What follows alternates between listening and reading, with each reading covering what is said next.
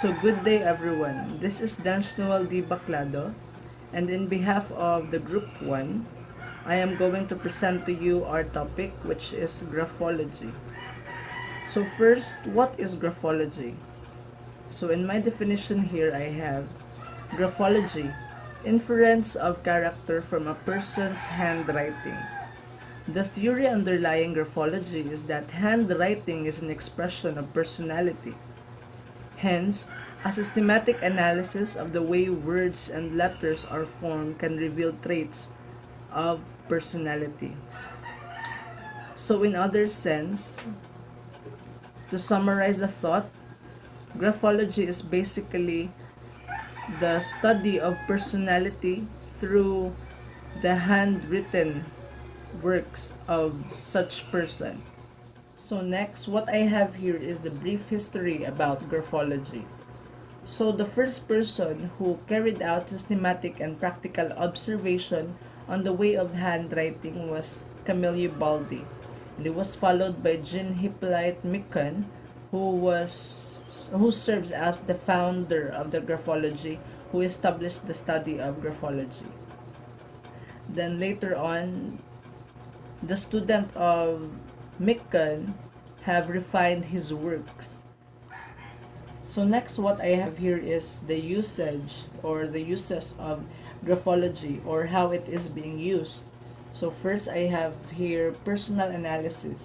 So if you want to know yourself or people you care about better, you should conduct a handwriting analysis or the graphoanalysis, in which through assessing the handwriting of yours or the people you care about, you could actually determine their traits, perhaps. The next, I have dating or counseling. If you want to understand yourself or your relationships better. Third, I have understanding peers or business associates. You are in an important meeting but can't seem to get a read on other participants. Knowing about handwriting analysis will provide important insight. So let's assume that you are a businessman in this instance. So before you conduct a meeting, essential thing to do is to know your participants, who are the attendees for your meeting. So for you to know your participants, one way is to the handwriting analysis. Since we are talking about graphology, so pwede ka nang prior to the schedule of meeting, maghatag ba ka registration nila nga ilang suwatan, then through that, imong ka nang studyhan ilang writing, and therefore, you will be provided some kanang infos about their personality based on how the manner of their writings. So, fourth, I have here child monitoring. So, handwriting analysis is very helpful for parents who want to understand and monitor their children through development. So, graphology is also used for child monitoring. Because if maka-observe mo, bata pa lang, dili pa kayo na sila may masulat. But,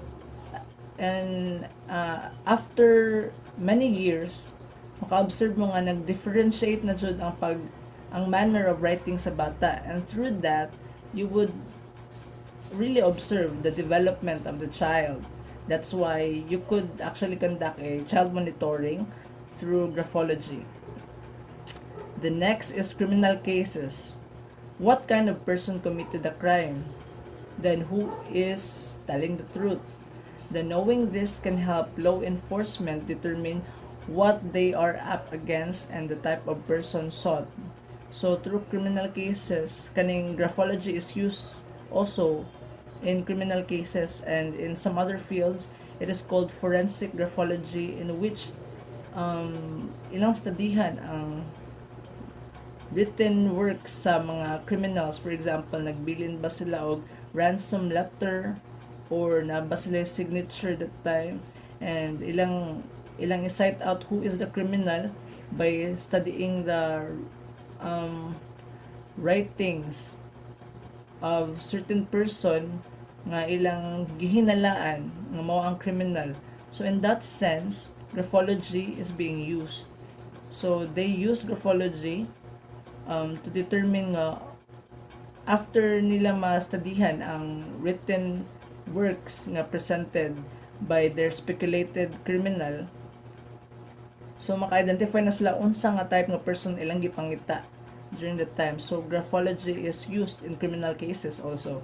Then also in next is poison pen letter. So if you're familiar with poison pen letter is basically a letter that is abusive, or that is something that is unpleasant and malicious statements about the recipient. For example, if you are the recipient, you are being told nga inani ay mga malicious things about you, and you can trace it kung kasi gasulat ana through graphology study. Then lastly, I have here the old letters. What was your grandpa really like? So if you want to know the characteristic of your grandpa, if wala jud ka kaabot niya, then naa siya mga written works nga nabilin, you can study it, and in that sense you are applying graphology. So I think that is all my topic. So for a comprehensive discussion about graphology, we have the next reporter to tackle about that. So next reporter, please.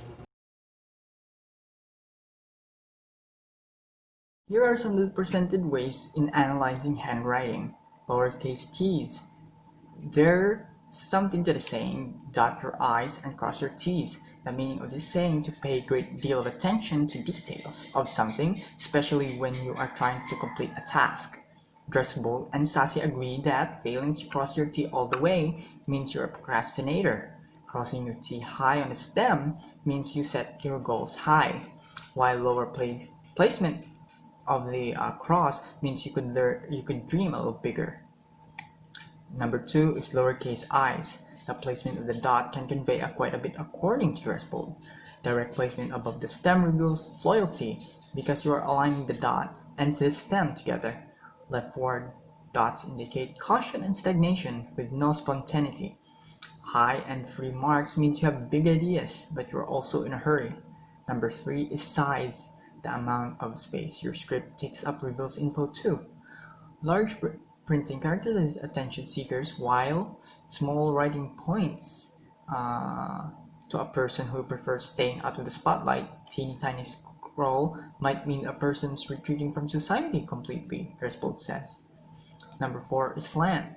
Which way do your words lean?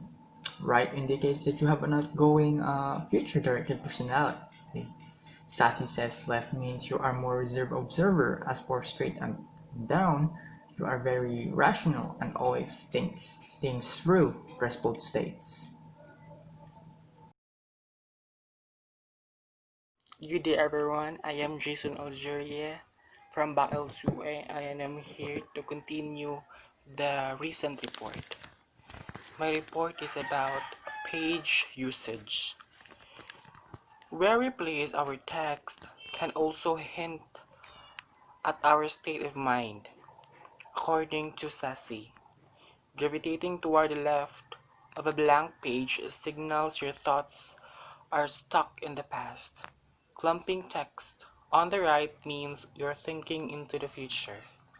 Next is legibility indicates you have nothing to hide, while indecipherable script means you don't want others know what's going on in your head. Big, full, capital letters convey an extroverted showman, but if you use a strong dash, you're trying to keep people at an arm distance. Sassy says, dress bold adds that illegible signature that's vastly different from our everyday handwriting means you know who you are, but you're hiding it from others. Finally, a big X doesn't mean you're simplistic.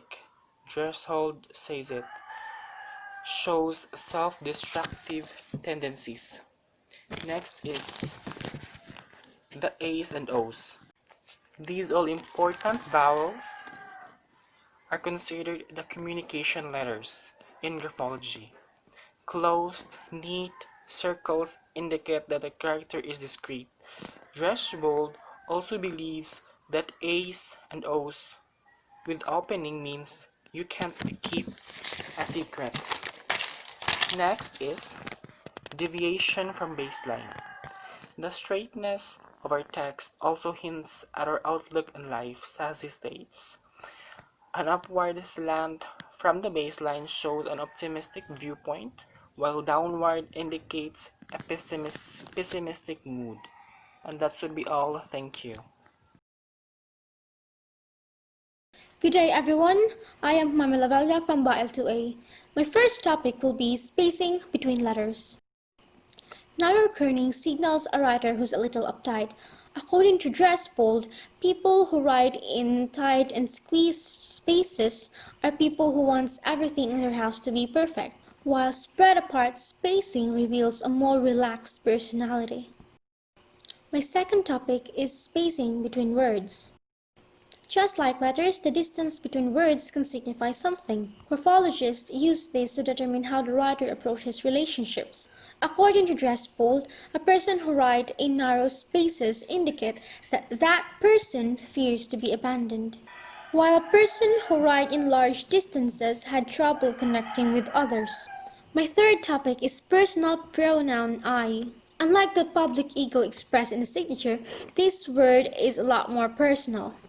Sassy says, the loops in a cursive capital I can convey a lot about your relationship with your parents, as the upper part represents the maternal, while the lower part represents the paternal.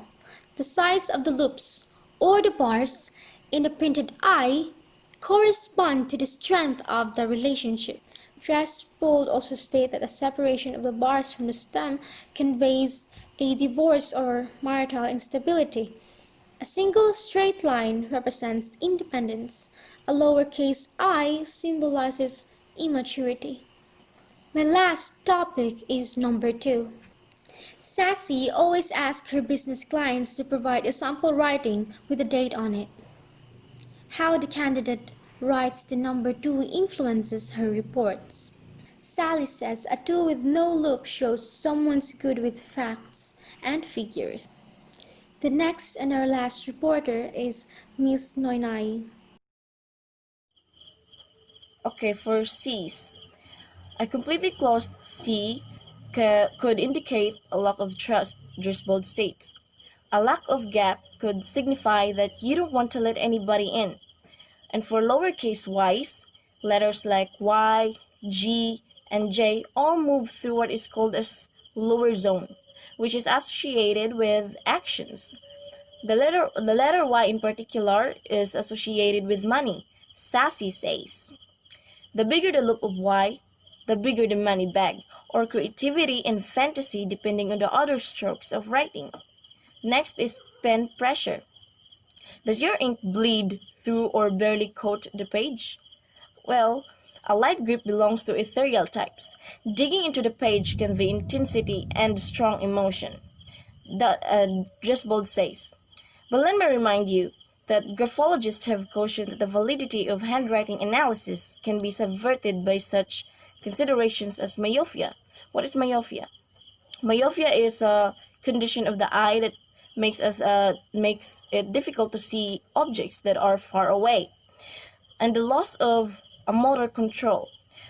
Generally, the scientific basis of graphological interpretations of personality is still questionable. Thank you.